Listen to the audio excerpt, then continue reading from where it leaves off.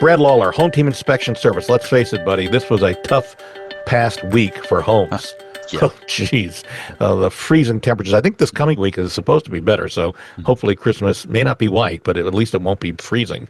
Freezing. Hmm. So this question, during the stretch of the bitter freezing temperatures, Thomas suddenly lost water in his house.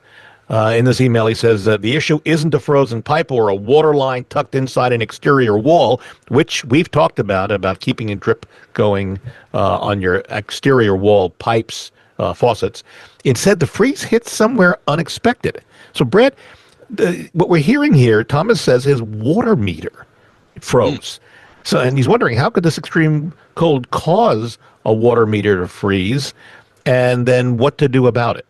No, that's a good question. I'm not experienced a water meter freezing. I could see some of the conditions. Some of the water meters aren't quite as low in the ground as others.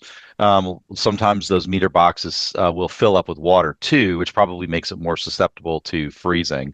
But yeah, typically the water lines and those meters are below the frost line, so they normally wouldn't freeze up. But yeah, I mean, we had some temperatures down near zero there, and some of those days, even earlier than that, lasted a little bit. So I mean, I guess there's conditions that could occur, but I probably am suspecting that there's some sort of water that's actually in the box itself, in the meter box, that allowed that to happen, because just normal air temperatures and ground temperatures should have kept that warm enough to prevent it from freezing. That's probably a good question for the good folks at Louisville Water. Yeah, and I don't know that you could get into the meter cavity because there's a special Mm. lock on it, but if you could always throw a blanket down there to try to keep it warm. But certainly that's a call to a water company, because Yeah. that's a real problem, and it's okay.